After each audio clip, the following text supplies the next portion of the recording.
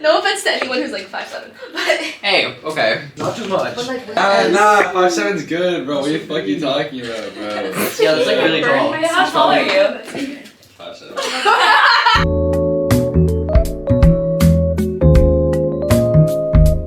I'm lucky you did not research that much. I did not research. I didn't research either. Okay, great. This is gonna be a really good discussion. Okay, we'll start with immigration, and then we're gonna start like we always do with the roundtable. So, who wants to go first? I think immigration is really valuable to the United States because my family immigrated here.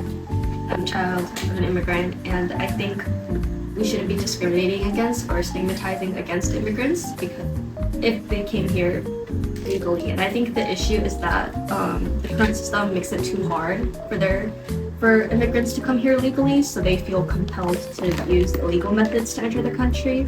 I think the system as a whole needs to be reformed so that there are easier and more accessible pathways for people who want to come here legally. Yeah, I think I would agree with Evan for the most part. I don't think I really support illegal immigration just because like that kind of like corrupts the whole system within itself. But at the same time, it does leave a lot of illegal immigrants that are in America today with like little struggle. I mean, a lot of struggle because they have to go through such a long and lengthy process, and it kind of wants them to illegally immigrate. Not because they chose, but rather because the system kind of inclines them to. But at the same time, I do think that legal immigration is beneficial to America's economy and society within the workforce. And like in response to that prime argument that they're taking off the jobs, like I would say I can't fact check this, but I'm pretty sure that like majority of immigrants take up either blue collar jobs and labor jobs. And so usually that doesn't really take up a majority of jobs, but rather supplements a wide level of the economy that and the workforce that not a lot of other Americans take up normally. For the most part, I agree with Evelyn and Sophia. Dang it, no, I'm so I'm so sorry. I'm so tired. Anyways, for Evelyn and Sophia, I'll say because my parents are also immigrants, both legal immigrants. I just think that we do have a lot of legal immigration now, but I don't think we should be actively trying to like kick them all out right now because there are bigger issues in the world.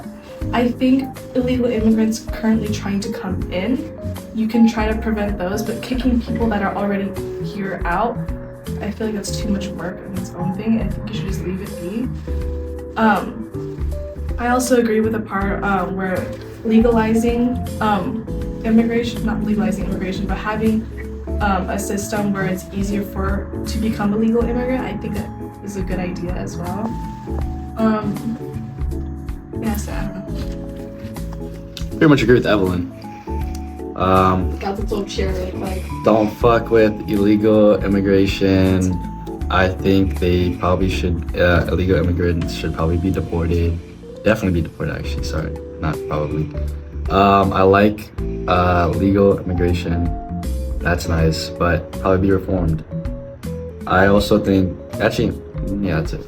So everybody agrees? That's the sense I'm getting?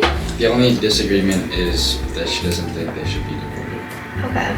I kind of agree with Natalie on that right now. I think the whole reason why it's kind of like falling apart and why we have LA is because they're trying to do too much too suddenly.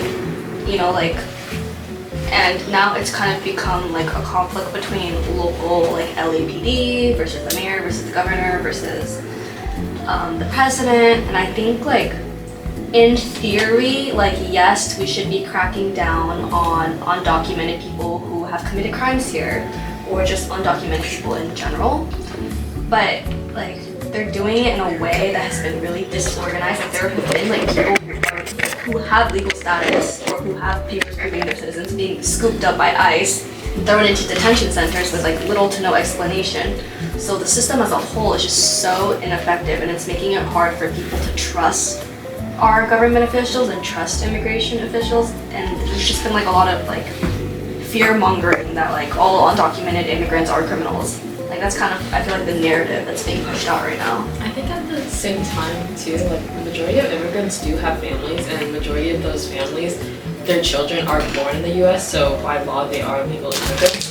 So if they're like continuing to pursue efforts to deport legal immigrants, that's essentially splitting up families because you're splitting up parents, whereas the children are legal immigrants and don't need to be deported. Well, not legal immigrants, legal citizens. So I think like, yes, while illegal immigration is an issue, I think that it should rather be prioritized on reform rather than kicking out the immigrants that have already established a life here, because essentially that means splitting up families and splitting up children. I also just want to, I don't know if I said this right, I'm not saying every immigrant should stay here, because there's also the issue of when we deport people, they don't get further crimes, they don't really get punished in that country. So I think, I don't know, you can fact check me on that, but what it is like, if an immigrant were to do a crime, then they would be deported. Sometimes that country they're being sent back to, they don't criminalize them. So what it is, they're just roaming free back in their country and they can always come back illegally again. So I think when it comes to illegal immigration, yes, we should be deporting criminalized immigrants, but we should also be making sure that they are being punished for the crimes and not just being set free into their own country. And how do you think that might impact like prisons that are already like extremely? I'm sorry, can you say that one more time? Because she's. Sorry, you mentioned that you wanted me to fact check something? Yeah. Okay.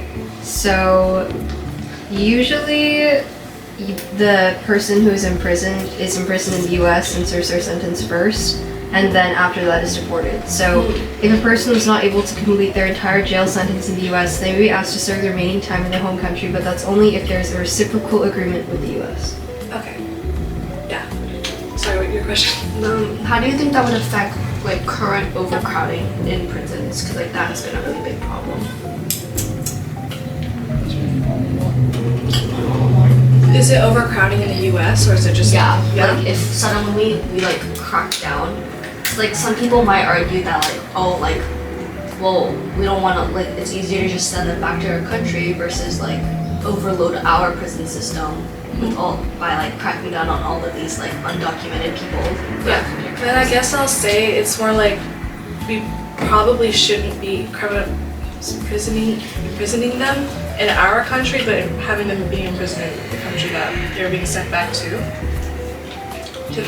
not maybe fix the overcrowding problem, but to make it a little bit less overcrowded. Alright guys. Alright, your turn. So, I'm pretty sure the point she's trying to get at, she thought was like, we deport just criminalized ones, but we actually don't. It's just anyone that came in illegal that's we deport. And if they're the criminals, it doesn't matter whether they're illegal or they're a US citizen, if they commit a crime, they're gonna serve a sentence. So they wouldn't really be sent back. But anyways, on your part in LA, I think that LA, the way ISIS is taking care of it, yeah, it's a little disorganized, but I think it's kind of like mandatory. I feel like there's a point in the system where if we don't start cracking down, it's just what happened when under Biden's presidency, because he didn't take a very like strong approach. The increase of illegal immigrants exploded. It was like 10 times it was under Trump. I'm gonna fact check it. How much was the illegal immigration during Trump compared to Biden? Okay. Check it. Anyways, I'll keep going. So I think if you don't have this sort of fear for illegal immigrants, then it kind of okays them to stay here. And especially if, I'd say there's probably some stat where, what's it called? Actually, I don't even know what's that. Anyways, I can't fact check it. I don't know the stat. So. Wait, I'm fact checking the first thing. Yeah, fact checking. Give me 1 second. Anyways, also I think that it's kind of unfair if these illegal immigrants are coming here. As we all know, the immigration process is really long, kind of strenuous, and if people who are maybe across the Atlantic Ocean and want to come here, they aren't able to just jump across the southern border and get here like they wanted to. They don't have the same opportunity. like to get here illegally, like how people crossing the southern border have the chance to. It's kind of unfair because just because you may be like alongside our border and could just illegally like come over, it's kind of like, well, that's not fair because you're cutting off most of the other ones that actually apply. But I do recognize the majority of people that come here illegally is like extending visas, but even then, it's still not fair because.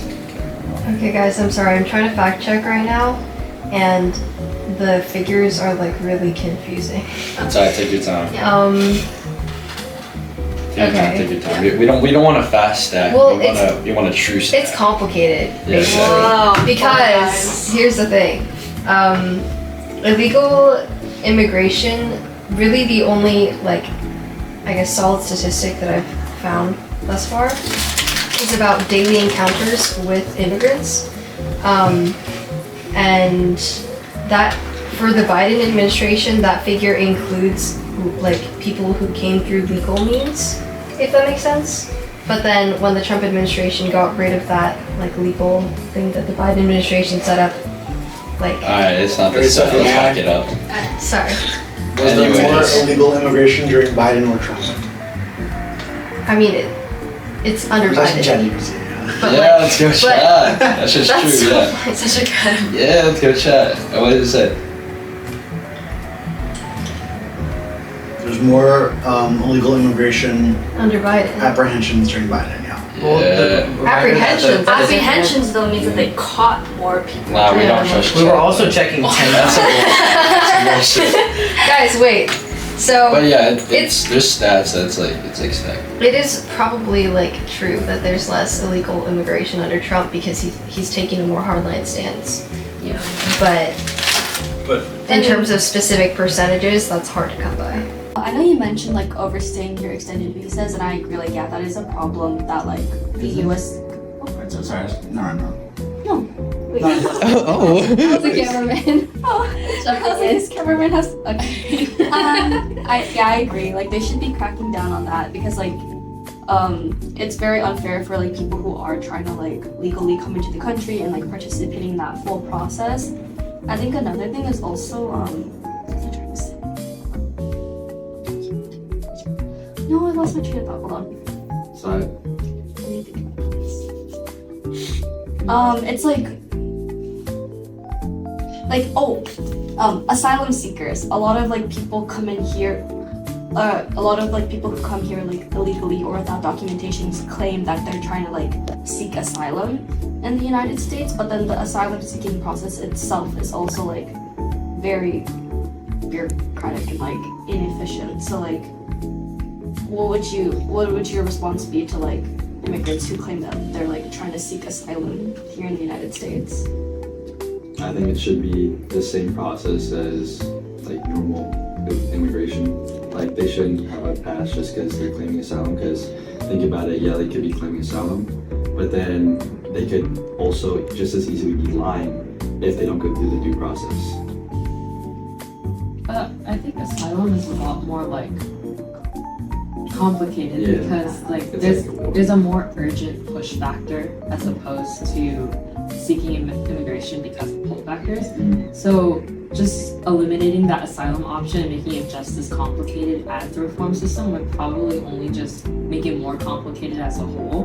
Just given that people, well, yes, there's always the chance that people could be lying when they're seeking asylum, but at the same time, with that logic, you could also argue that there's also a chance that people aren't lying Yeah. about asylum. Yeah. Wait, what, did you have- Yeah, I was gonna. But you can go. I'll just write it down. Remember. By the way, No, it's okay. You can go first. really quickly, if you Do wanna you need a pen? like, Do you want a mini pen? Sure. since I'm not doing a good job with this whole immigration thing, if you wanna look up something, feel free to do that. If we deport like all these people, like okay, I'm not so sure. I guess we might need to check on the fact check on this, but it's like a lot of the immigrants are making up like kind of more like food service jobs or like service related jobs, right? That like Americans typically like don't want to take. Like I don't want to call it like grunt work, but But essentially that's what it is. Yeah. So then if you like deport all of these like workers, like food workers, service workers, blue collar workers, like the people like construction workers, like if you deport all of them, then like what are we gonna do? Then we're gonna lose like a good portion of like the workforce essentially. Like look at LA for example. Like you walk like into a restaurant, you walk into a nail salon, like what are you gonna do when you like deport all of these people, like, and then you lose like a good chunk of the workforce? I don't know. That's just like a thought I had, guys. I'll do first, second. Anyways, you're talking about like if we don't like let them in, I guess asylum would be more complicated. I don't know if I'm right hearing that, but I'd say the asylum process has been kind of the same the last few years. It won't get more complicated, it just gets kind of overfilled. And I understand that they might be in a pretty terrible place, like maybe they're in a war or something. But just like during World War II when all these people are trying to, some war, they're trying to come in. It's like if we accept them just because they're claiming asylum, it'll more negatively hurt the U.S.'s, I'd say just well-being, like the citizens' well-being. Because if we accept anyone that seeks asylum, then that'll be a lot of people. And especially during a time, especially if we don't have the facilities to accept all the people that claim asylum. It's like, it goes back to, would you rather value like helping other people or valuing the U.S. citizen? And I would value the U.S. citizen. Okay, guys, I found figures on illegal immigrant workers in different industries. Fact-checking a whole like debate. Let's do it. Okay. So illegal. Okay. I'm gonna preface this by saying I don't know how accurate these figures are. I'm pretty sure they're just estimates because obviously they're illegal, so there's not really any official data here. But the estimate is 1.5 million illegal immigrant workers employed in construction, which is 13.7% of the construction workforce. 344,000 employed in agriculture, which is 12.7% of the agricultural workforce. And 1 million employed in hospitality, which is 7.1% of the hospitality workforce. So those would be the top three: construction, agriculture, and hospitality. Can we ask them though? How much of the total population are they? Like, so we can compare the That's types. kind of rough, I don't think. What do you mean by? Think about right now, like summertime, we're eating a lot of like fresh fruits and vegetables, right? Who's picking all of our fruits and vegetables right now in California? Like a good majority of those are like migrant workers or like, and some of them are undocumented. So if you like go in, round them up, kick them all out of the country, like who's gonna like pick and process our produce? Like, and they also contribute heavily to like the Californian economy because like we grow a lot and like sell a lot of produce and stuff. So I think that's just like one of the like little like concerns I kind of have is that like if we go in and we start like deporting like every single like undocumented worker, like okay, so then who's gonna take those jobs? Like Americans didn't want those jobs. That's kind of why migrant workers took those jobs because they wanted those jobs. I know. You go. No, I'll write this one down. Yeah. I'm just putting that out there. Like that's just like what I was like. Okay. Really quickly. US is estimated to have 7.5 million undocumented workers, or 4.6% of the country's workforce. To answer your question. 4% of the workforce. 4.6%. 4.6. And then 5%. Yeah, how much of it's in California, bro? Look at the concentration of illegal immigrants in California. The Please. state with the most Gotta do immigrants. something. We're the highest amount. concentration It's in the name. illegal. Wow. Wild Writer. statement. Oh, On record. what happens to Right, say that again real quick. No, it's a joke. Chill on me. What Chill on happens me. to? Okay. It's a joke, bro. In 2020. Shit. Okay. California's labor force includes about 1.75 million undocumented immigrants, which is the second highest statewide concentration of undocumented workers, at 9% in the U.S. after Nevada, which is 10.4%. 9%. Yeah. Nice. So then I'd assume for California. Only 9% of agriculture? No, agriculture is like. So I'd assume that it's like a huge chunk of agriculture in California then. If it's 9% total. Well, California is the most agriculture. Yeah. Alright, no more stats, please. Let's go. Really? Okay. Well, you said earlier that it's a matter of the American citizen versus helping other people, and that we should use the American citizen. But I would like to argue that those two things are interlinked because, as we said, that the stat of 9% of the workforce is California agriculture. If we deport all those illegal immigrants, then essentially it's going to create a domino effect where our own agriculture sector is going to decrease. And as a result, the consumer, the American citizen, would have to pay more. So when you say that you'll always prioritize the US citizen, well, this is kind of a fail-fail issue that if we do deport illegal immigrants, it just causes the US citizen to have to put in more into the system. My response to that was gonna be the same I was gonna say to Evelyn. Sure, okay, yeah, these people, they're taking up jobs like blue collar, yeah. But the amount of people that now the US has to facilitate cost them maybe almost equal to that. Because think about it, this amount, okay, listen, I know you're making that crazy face. Don't make it personal. Yo, did you see the face she just gave? No. We'll make a replay on that. We'll get a replay on that. This amount, okay. Create the face, please. So funny. I got it on video. It's like, be respectful, like I'm going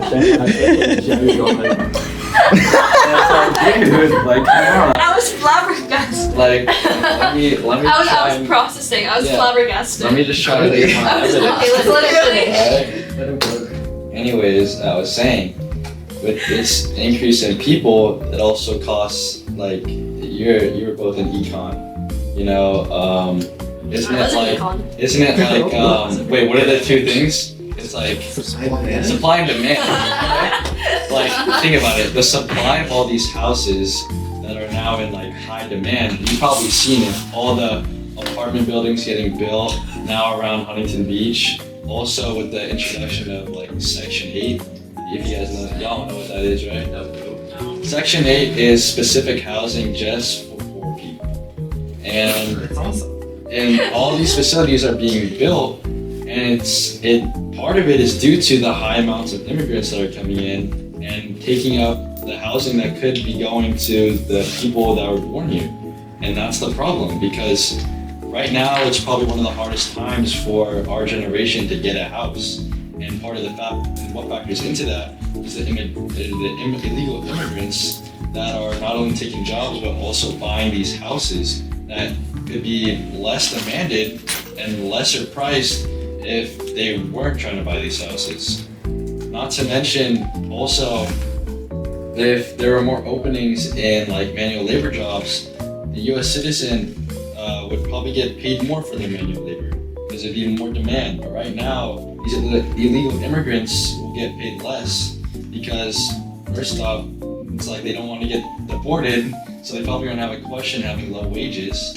And it kind of hurts the average, I don't know, poor individual like that would rather work in those kind of situations like construction. Like it helped the probably not a racist thing, but because they hold up the majority of the blue collar workforce. But the Latino and Black community would probably be helped more if we cracked down on deportation. Because then they'd have more opportunities in the blue collar workforce. Wouldn't that just be like pitting races like against each other though? No. If you think about it. No, we're Okay. I would like to point you out. Okay, since Oh. you like mentioned She made the craziest faces, by the way, again. You're so Did funny. you pull the supply and demand? Yup. Did you? Let's get Alright, Yes! guys, we got a surprise band from here. Alright, does everybody remember the acronym TN? It No. wasn't a econ. What are the shift factors of supply and demand, guys? One of the shift factors of supply is what we would call input prices, okay? So input prices, that's like your wages, how much money you gotta spend on like producing something, like the amount of money it costs to like purchase the technology. Like if I wanna make a computer, there's a machine that makes the computer. The cost of the machine that makes the computer goes up, then the supply of the computer, like it's gonna be more costly. right? Because the thing you used to make the computer went up. So then it's gonna go up, right? Well, we use immigrants to like pick our produce, right?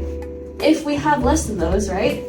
The Those. supply of our workers is going down, right? The supply of our produce is going down, which means, yes, you're right, that there would be a higher demand, right? But then there's gonna be an imbalance, and that's when we get into like deficits. Oh, I'm Whoa. putting out all the- Yeah, because the price increases Because the price increase. with both the decrease in supply and the increase in demand. Yeah. They're so funny. We have. I love you. Mhm. Now we're no longer in equilibrium. Oh! I'm gonna pretend like I understand what that just meant. Right? Equilibrium. Term for ego. It's like one big brain activation. Right?